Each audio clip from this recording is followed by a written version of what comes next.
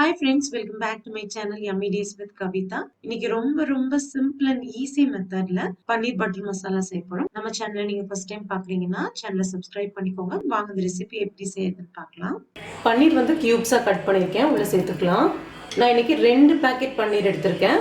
கொஞ்சமா மஞ்சள்தூள், 1/2 ஸ்பூன் மிளகாய் தூள், ஒரு 1/4 ஸ்பூன் உப்பு, 1 ஸ்பூன் ஆயில். இதெல்லாம் நல்லா ஒண்ணா கலந்துக்கலாம். 2 ஸ்பூன் ஆயில் சேர்த்துக்கலாம். 1 டேபிள் ஸ்பூன் பட்டர். பட்டர் வந்து அப்படியே டைரெக்டாக நீங்கள் பேனில் சேர்த்துனீங்கன்னா சீக்கிரம் கரிஞ்சிரும். அதனால் ஒரு 2 டேபிள் ஸ்பூன் எண்ணெய் சேர்த்திட்டு அதுக்கப்புறம் நீங்கள் பட்டர் சேர்த்துக்கோங்க. பட்டர் நல்லா மெல்ட் ஆகட்டும். பட்டர் மெல்ட் ஆனதும் பன்னீர் எல்லாம் உள்ள சேர்த்துக்கலாம்.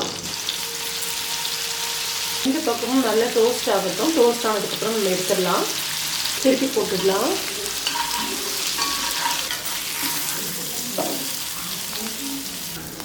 இன்னும் 1 ஸ்பூன் எண்ணெய் சேர்த்துக்கலாம். கொஞ்சம் சீரகம், 3 ஏலக்காய், பிரியாணி இலை, ஒரு சின்ன துண்டு பட்டை, 3 கிராம்பு, 2 பெரிய வெங்காயம் எடுத்துருக்கேன். உள்ள சேர்த்துக்கலாம். உப்பு சேர்த்துக்கலாம். நல்லா வதக்கி விட்டுடலாம்.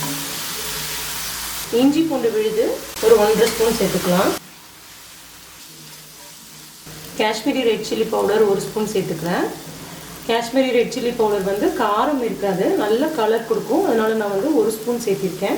1 ஸ்பூன் மல்லித்தூள், 1/2 ஸ்பூன் ஜீரகத்தூள், கொஞ்சமாக ஒரு பிஞ்ச் வந்து மஞ்சத்தூள் சேர்த்துக்கலாம். மஞ்சத்தூள் அதிகம் சேர்த்த வேண்டாம், கலர் மாறிடும். எடுத்துக்கலாம். நம்ம இந்த மசாலா வந்து வெங்காயம் வதக்கும் போதே வதக்கினீங்கன்னா தான் கிரேவி வந்து ஒரு நல்ல கலர் கிடைக்கும்.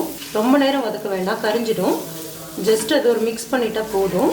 3 பெரிய தக்காளியை நான் பேஸ்ட்டாக அரைச்சி வச்சுருக்கேன். அது உள்ள சேர்த்துக்கலாம். காஷ்மீரி ரெட் சில்லி பவுடரும் இந்த நல்ல பழுத்த தக்காளியும் தான் இந்த ரெசிபிக்கு நல்ல கலர் கொடுக்குறதே.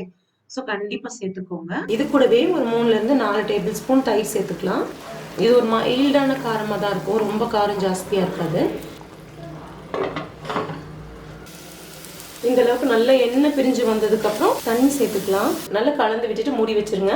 இது நல்லா கொதிக்கட்டும். கொதிச்சதுக்கப்புறம் நம்ம பன்னீர் சேர்த்துலாம். இந்த அளவுக்கு நல்லா கொதிச்சதும் நம்ம பன்னீர் ஃபுல்லாக உள்ள சேர்த்துக்கலாம். பன்னீர்லேயும் உப்பு காரம் எல்லாம் சேர்த்து தான் நம்ம டாஸ் பண்ணி எடுத்துருக்கோம். பன்னீர் சேர்த்துனதுக்கப்புறம் உப்பு காரம் எல்லாம் கரெக்டாக இருக்கான்னு பார்த்துக்கோங்க. உப்பு கம்மியாக இருக்குது, கொஞ்சம் மட்டும் உப்பு சேர்த்துக்கிறேன். இந்த அளவுக்கு நல்லா கொதிச்சு திக்காயிடுச்சு. இந்த ஸ்டேஜில் ஒரு 2 ஸ்பூன் சர்க்கரை சேர்த்துக்கலாம். சேர்த்துனதும் ஃப்ளேமை ஆஃப் பண்ணிவிடுங்க.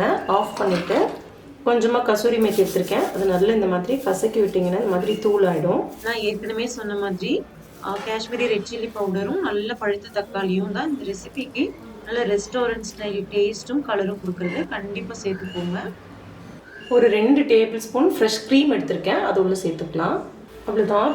ரொம்ப டேஸ்டியான பன்னீர் பட்டர் மசாலா ரெடி ஆயிடுச்சு. இது நம்ம அப்படியே ஹாட்டாக சூப்பராக சர்வ் பண்ணலாம். இந்த ரெசிபி உங்களுக்கு பிடிச்சிருக்குன்னு நினைக்கிறேன். பிடிச்சிருந்ததுன்னா கண்டிப்பாக ட்ரை பண்ணி பாருங்கள். ட்ரை பண்ணி பார்த்துட்டு எப்படி இருந்துச்சு அப்படின்னு உங்கள் ஃபீட்பேக்ஸ் அண்ட் கமெண்ட்ஸை என் கூட ஷேர் பண்ணுங்கள். தேங்க்யூ.